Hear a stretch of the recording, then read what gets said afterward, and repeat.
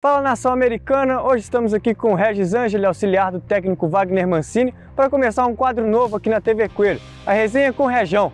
Rejão com G ou com J? Pô, Rejão é com J. Tudo bem, Regis? Tudo bom? Bom, o Regis que tem muita história no meio do futebol, tanto como jogador, auxiliar técnico, também já exerceu o cargo como treinador, então com certeza vai ter muita história para contar aqui pra gente, muitos casos interessantes, não é não, Regis? Bastante, viu? Muitas coisas aconteceram.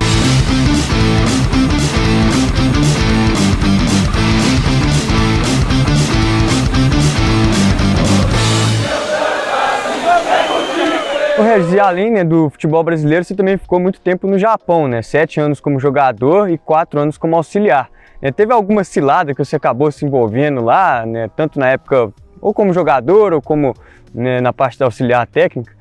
Teve algumas aí. A principal foi que logo na minha chegada, em 1989, eu tinha 25 anos, nós fomos para uma pré-temporada que eles chamam de Gachuku, pré-temporada, e aí nós fomos numa parte montanhosa lá, que chama Nagano, a região de Nagano, e a gente foi fazer uma das primeiras refeições e eu percebi que no prato tinha vamos dizer assim, uma cartilagem, aquele peito do frango que tem uma cartilagem branca, mas só que o formato era uma cartilagem, um formato de uma asa, Aí eu falei, caramba, fiquei pensando, o que será isso que eu tô comendo?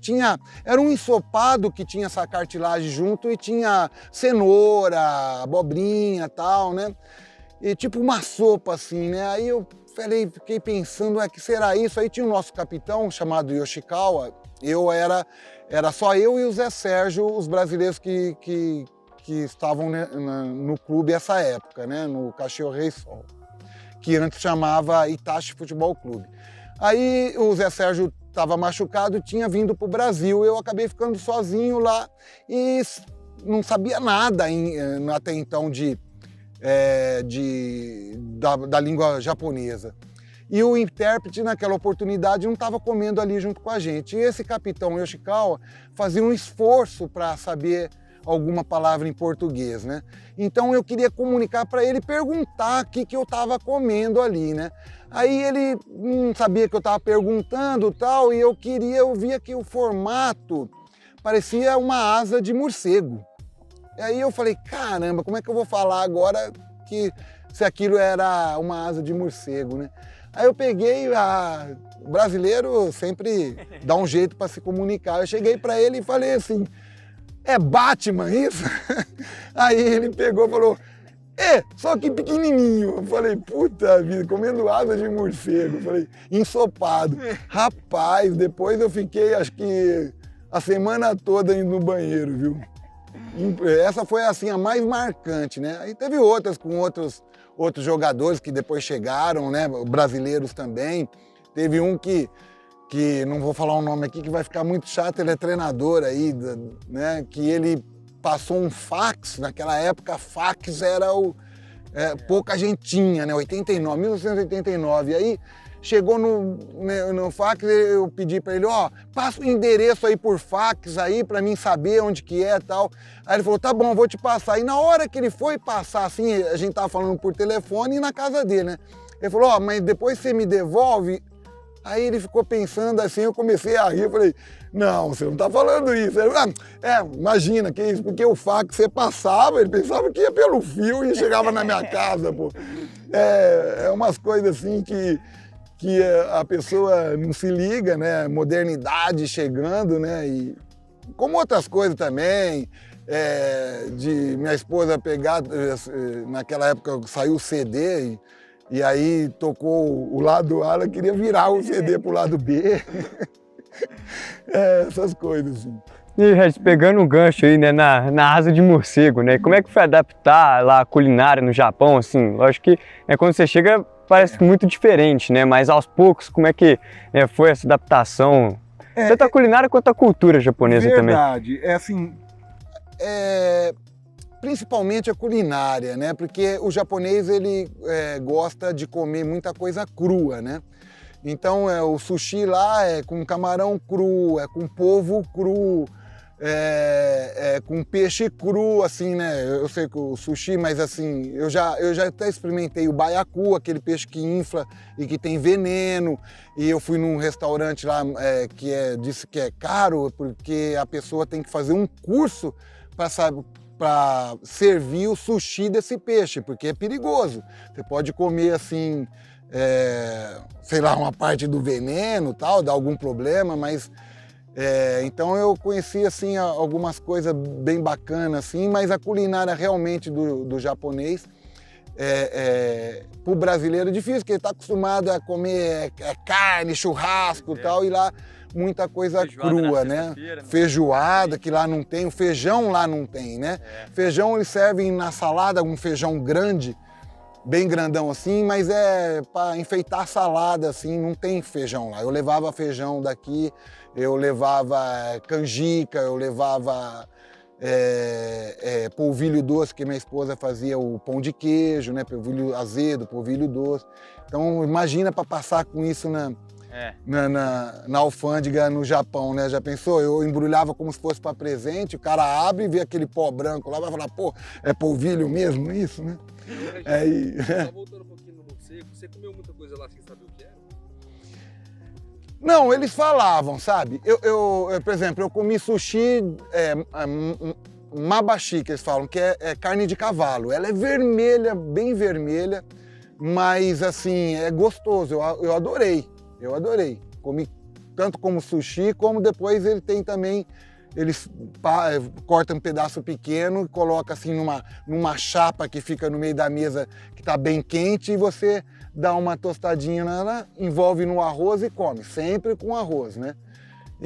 Então, assim, eu não tenho muita frescura para comer, só não comia o natô, que acho que ninguém come, que é um tipo de um feijão fermentado que cheira.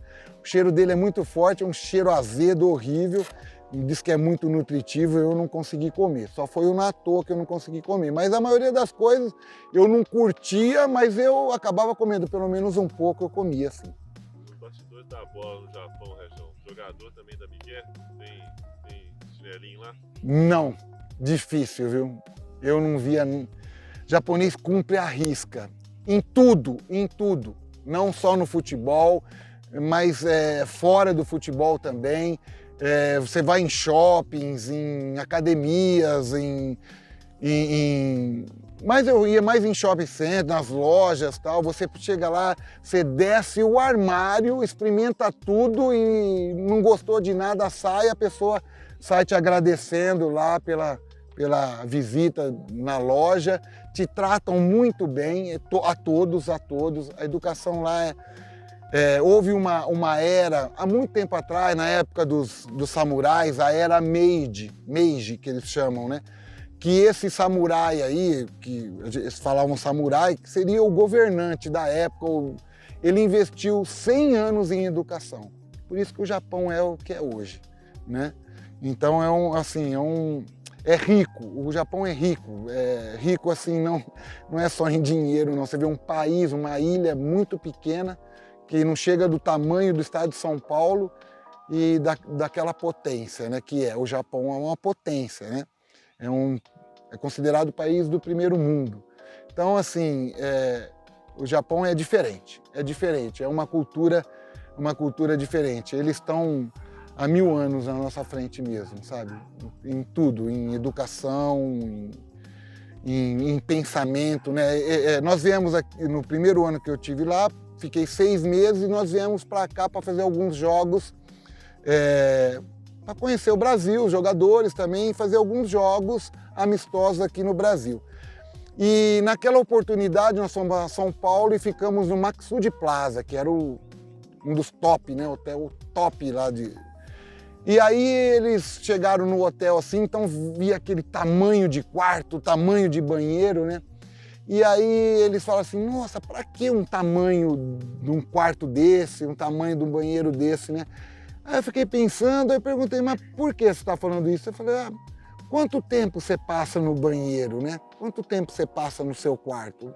Só para dormir. Quando você dorme, você não aproveita nada, você está dormindo. Então é verdade, né? Para que um lugar tão grande que você passa pouco tempo, né?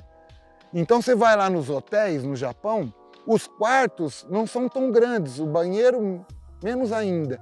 Mas lá embaixo, onde você toma café, onde que ele te recepciona, assim, é bonito, é lindo, né? Então a recepção no hotel, assim, é lindo, é coisa maravilhosa, assim. Aí chegando nos quartos, você pensa que o quarto vai ser uma coisa lá da Arábia, né? Mas não é. É uma coisa um pouco mais simples, né?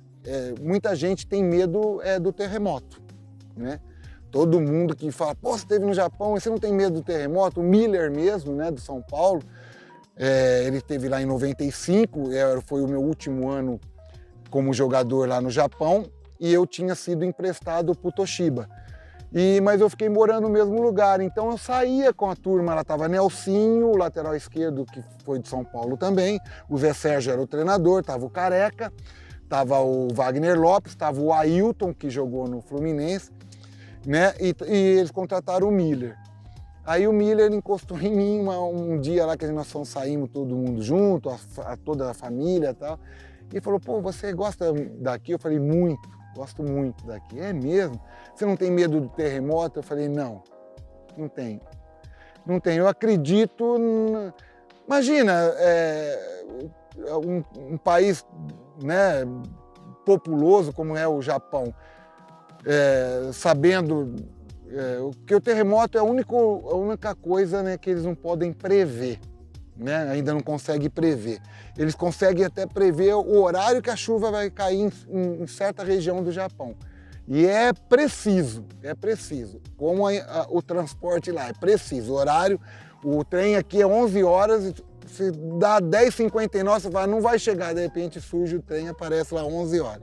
Eles são precisos no horário e preciso também nessa parte aí do clima, né? Eles sabem, né? Então tem os taifuns lá, que é o furacão, a hora que vai chegar, a região que ele vai passar, toda hora vai passando na televisão, vai te informando e tal. Agora, quanto ao terremoto, eles não têm condições de prever quando vai ter terremoto, né? E naqueles de Kobe eu estava lá, né? Que foi em 95, eu estava lá, ainda no Japão, que foi um terremoto muito forte e acabou assim caindo algumas coisas que foi surpresa para os japoneses, porque lá tudo é desenhado, tudo construído para suportar terremoto. Não terremoto muito forte, sei lá, 7, 8, 9 na escala, né? Mas suporta 4, 5, suporta. E o que eles têm mais medo, eles até falam, eles não têm muito medo do terremoto, e sim do incêndio que ele causa. Porque principalmente em Tóquio as ruas são estreitas, né? Que não dá para vir aquele caminhão do bombeiro, aquele maiorzão com a escada, tudo em certos lugares, ele não consegue passar. Então eles têm medo mais do incêndio que o terremoto causa, porque lá tudo o gás é encanado por baixo, né, da terra, porque com o terremoto, né, com o balanço, acaba rompendo alguma tubulação e acaba causando incêndio, porque tem um vazamento de gás. Mas assim, eles têm mais medo desse incêndio que o terremoto possa causar do que propriamente do terremoto. E aproveitando, né, para falar dos japoneses, como é que era o vestiário lá, assim? Lógico que a gente tinha os brasileiros que jogavam lá, mas aí tentava dar aquela bagunçada no vestiário, porque a gente sabe que o japonês é certinho, é a risca, né? Verdade, é verdade. Ah, mas não tenha dúvida, chegou brasileiro, chegou alegria, né? E brasileiro não fica quieto, então o brasileiro agitava, né? Ou, por exemplo, o modo deles tomarem banho, né, era sentadinho e tal. Quando chegou o Careca lá no nosso time, né, ele também gostava de agitar, então ele brincava muito com os japoneses, né, e eles gostavam, né, porque futebol é alegria, né, então como eles vêm de uma cultura assim mais séria, né, assim, e aí eles não tinham esse hábito da brincadeira, né? Então, quando chegava principalmente os brasileiros, agitava mesmo, dava nó em toalha, escondia o chinelo dele, escondia a roupa. Ixi, o brasileiro E aí alguns até, não são todos, mas alguns até acaba até entrando na brincadeira, acaba sendo também fazendo brincadeiras com a gente, que a gente gostava também. Então, mas o japonês mantém aquele padrão, né? Mas a gente sai um pouquinho do padrão mas tudo assim, uma brincadeira saudável. Trazer aquele ambiente legal, leve para o vestiário, lógico, com certeza. Como eu falo, futebol é alegria, tem que ter alegria, senão...